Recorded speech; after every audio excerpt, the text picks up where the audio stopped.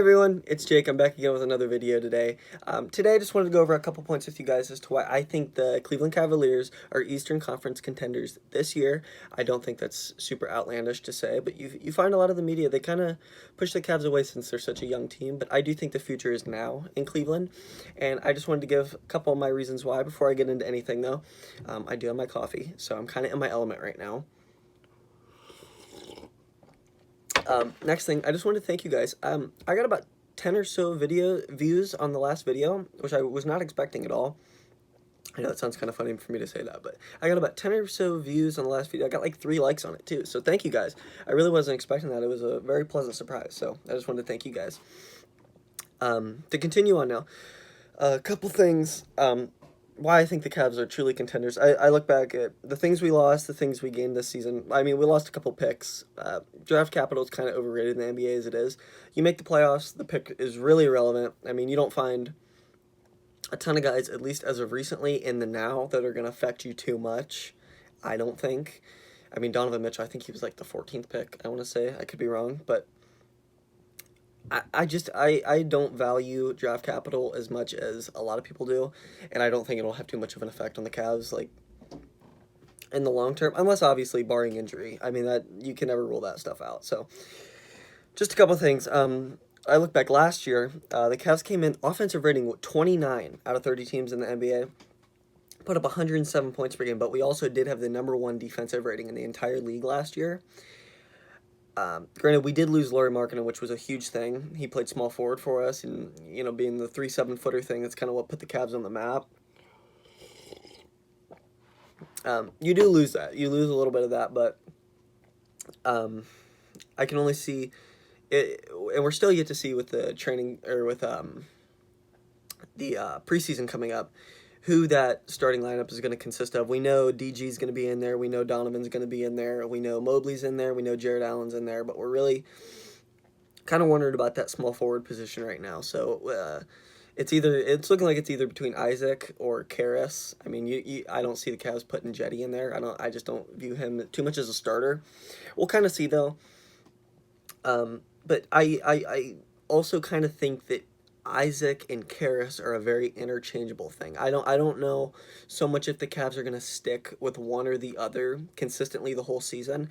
I feel like it could be kind of a thing where it could be matchups, it could be things like that, because, I mean, with Karras you get a little bit more scoring, a little bit less defense, but Isaac you get a little bit more of that defensive presence, you get more of a lockdown defender on the perimeter, and a little bit of three-point shooting. That's another thing I wanted to get into later on in the video, but yeah, I expect kind of it to be a Karras Lever, Isaac Okoro thing in the starting lineup, and I kind of view that as interchangeable.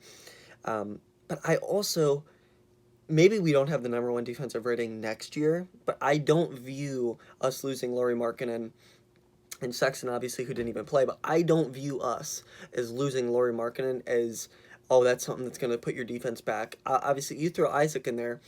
Isaac, you know, isn't all what a lot of Cavs fans say he is, but he's still a defender, and he still plays hard, and he still does his thing. So I can't view us taking a huge step back defensively.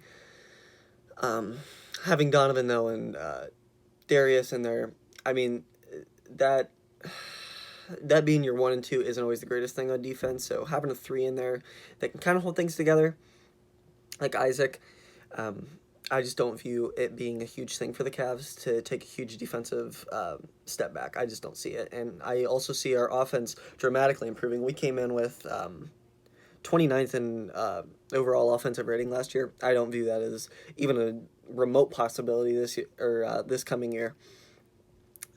We put up 107, almost 108 points just about last year. So I view the Cavs as probably a top 10 defense, top 15 defense on the lowest, and I definitely view the Cavs as probably a top 10 offense going into next year. So another thing I wanted to talk about with Isaac here, Isaac Okoro, not so much a make or break here, I wouldn't say, for Isaac, but excuse me, I'm enjoying this so much. My 2 favorite things, basketball and coffee. So this isn't so much a make or break here. I can't even see Isaac having a terrible year here and then the Cavs maybe moving on from him, but I can't see it being it for him. But I think we do need to see an improvement in Isaac's 3-point percentage. I know after the All Star break, he shot about 35% last year, which is a healthy improvement because I want to say he shot in the low 30s or maybe high 20s before the All Star break happened. So if we can get some consistency out of Isaac with a maybe 35, keep it around 35 to 38%, I'd be really happy with that. And I mean, we know what we get from Isaac on defense. So another thing we don't talk about very often, we know about Mobley's growth, but we also never talk about Jared Allen's growth. And I think it's kind of doing a disservice to him because everyone looks at the team and they're like, oh, well, as long as DG gets better, as long as Donovan gets better, and Donovan's a little older actually, and our young pieces get better, but no one factors in Jared Allen, who's only 24 years old. So I think that is a huge thing. I think that's massive to our team. Jared Allen's growth, just as much as Mobley's and Darius Garland's and Donovan Mitchell's, I think is huge for this team. And I don't think people factor it in enough with Jared Allen. I don't think it's a thing people focus on. Maybe just because he's our center and his offensive impact isn't, they don't think it's as big as it is, but I think Jared's a little bit overlooked. This was a huge thing too. So Darius Garland and Donovan Mitchell having that backcourt, I see this, and I don't see this talked about too much. I mean, you have Garland, Donovan Mitchell, who are excellent playmakers, and Donovan Mitchell's a very underrated playmaker for the people, a little bit better than people give him credit for. I kind of expect this year, with the floor spacing being this year and the playmaking that you get with Darius and Donovan, we know Evan Mobley is willing to shoot the three. We just don't know how much he's willing to make it. I think I want to say, if I go back to it, don't quote me on it, but he shot in the low 30s last year, 30 percentile, or 30% in 3-point percentage last year. It might have even been in the 20s. So we know he's willing to shoot it, but once he gets to the point where he's making it is whenever he's really, really dangerous to defenses. But people don't talk about Jared Allen as much, and Jared Allen can shoot the three. He didn't take his volume wasn't there, but I expect this year to have Evan Mobley and Jared Allen. I expect the volume to rise. We know Mobley's going to shoot here, but I know Jarrett probably isn't going to shoot like we think he is.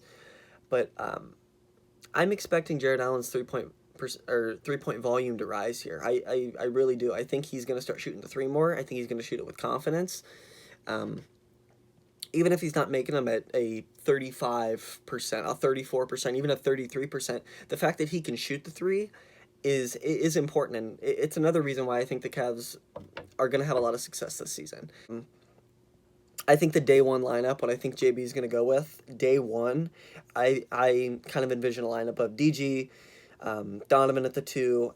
They're probably going to roll with Karras at the 3, I would imagine, with obviously Mobley and Jarrett there, and then our bench we're probably going to have some mixtures of Isaac, Jetty, Kevin, and then we're going to see where Robin Lopez gets his fair share.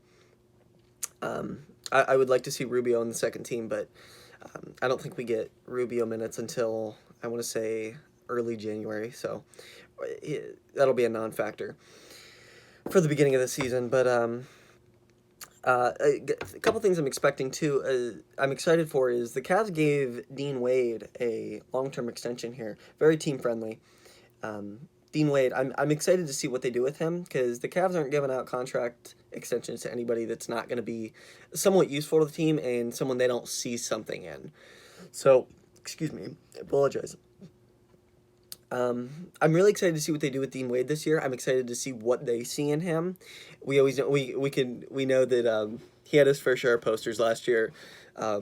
It's so awesome to see that, and we know he had his fair share of posters, and we know he can shoot the pill like crazy. So I'm excited to see kind of what they do with Dean and how they implement him kind of into these lineups and what their plan is with him. You can go small ball. You can put him at the 4. You can even put him at the 5 sometimes in a real small ball lineup, and then you can even put him at the 3 or the 2. So I'm kind of excited to see what they do with Dean Wade this year, being that contract extension. So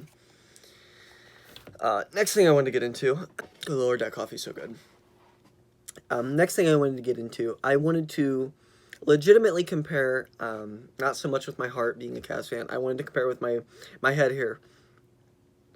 Just the East. I'm not even going to get into the West yet. I actually have future videos planned where I give my way too early season predictions and Kind of what I'm expecting there.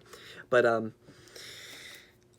teams how I legitimately view the East this kind of my view. I view Milwaukee probably as the number one team in the East. I don't envision the Cavs probably beating Milwaukee just with their championship tenor there. They got Giannis, they got Chris Middleton, they got Drew Holiday. That big three's not going anywhere for a while. And then you got guys like Bobby Portis in there too. So I don't view Milwaukee as a team that's just going to fall off the map barring injury. So Milwaukee's probably going to be up there. Boston just coming off of their first NBA Finals here with Jason Tatum and Jaylen Brown, that little era that they got going on. They got guys like Al Horford and things like guys like him. So I don't view Cavs being better than Boston. Philly, I was really debating on because Philly could either really, really be hit or miss here depending on what we get from James Harden this year. I don't wish for the downfall on players, but I'd really like to see the Cavs beat up on the Sixers this year, along with James Harden. Damn foul baiters! I really don't like Philly all that much. I'm really back and forth on Philly and the Cavs. I would probably view Philly as better just because of all the playoff experience that they have, and the Cavs don't. That's really the one thing that they're lacking outside of Donovan. All that we've really got to experience with this young team is the play-in. So that's really the only reason I would give Philly the knock over Cleveland. So, and then really Miami. I really probably Miami is where I would cut it.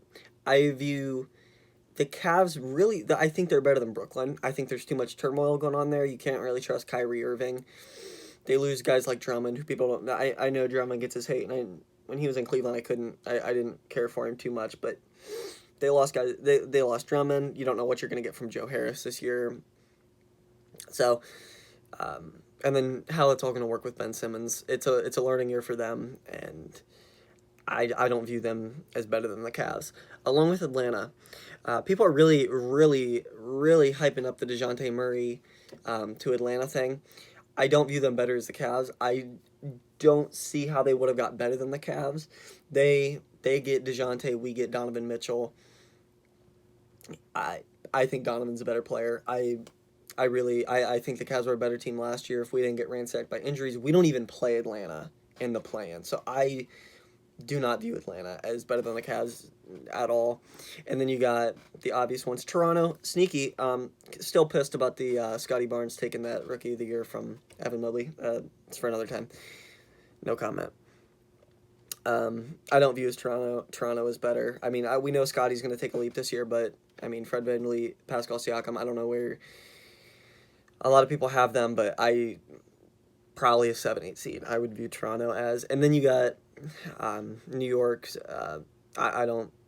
They didn't get Donovan, so I don't view New York as doing really anything. And then you got Chicago, which I think is going to take a major step back with the Lonzo Ball news.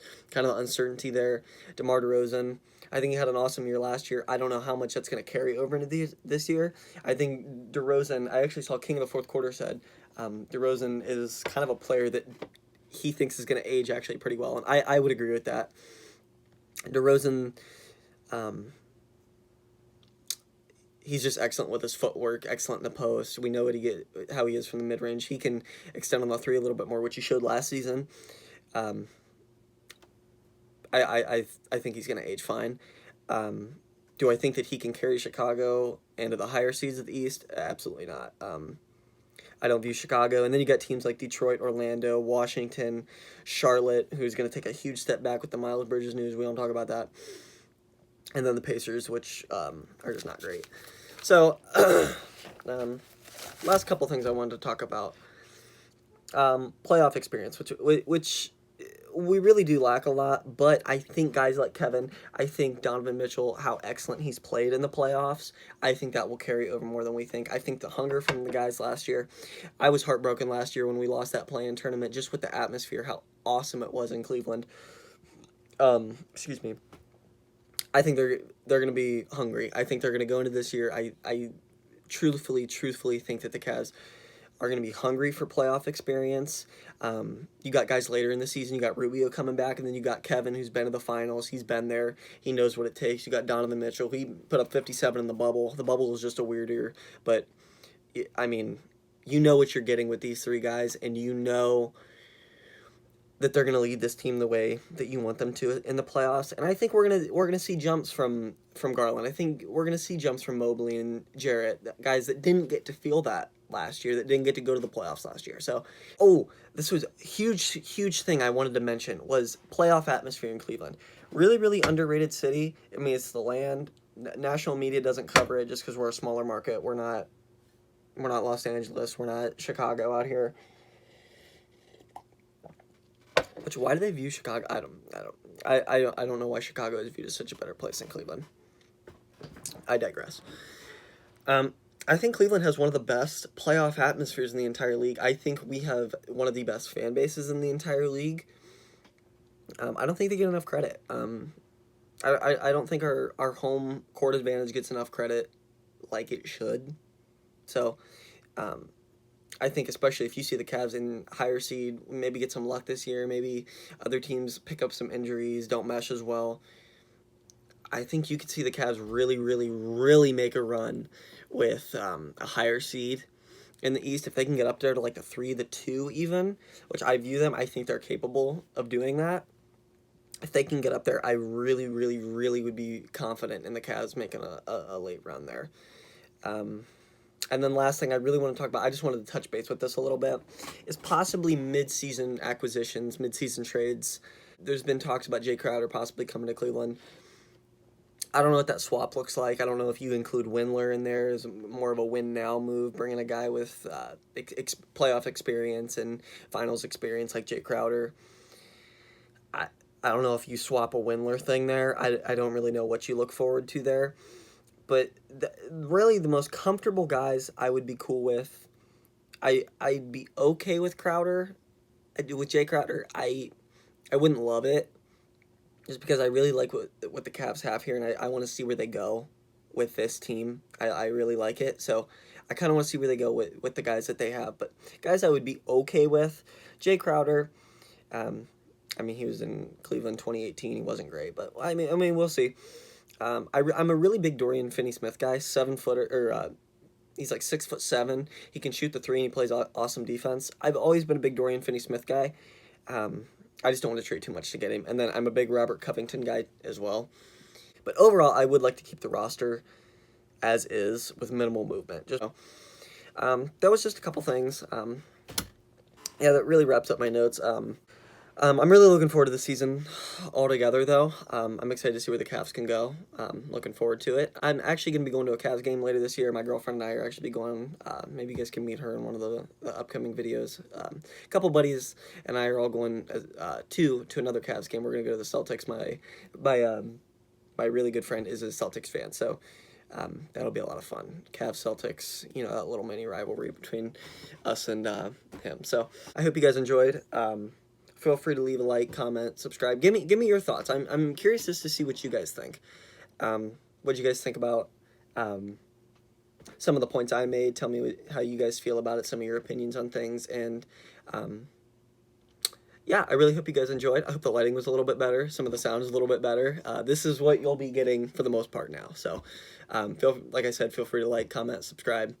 Do your guys' thing, and I'll catch you later. Peace.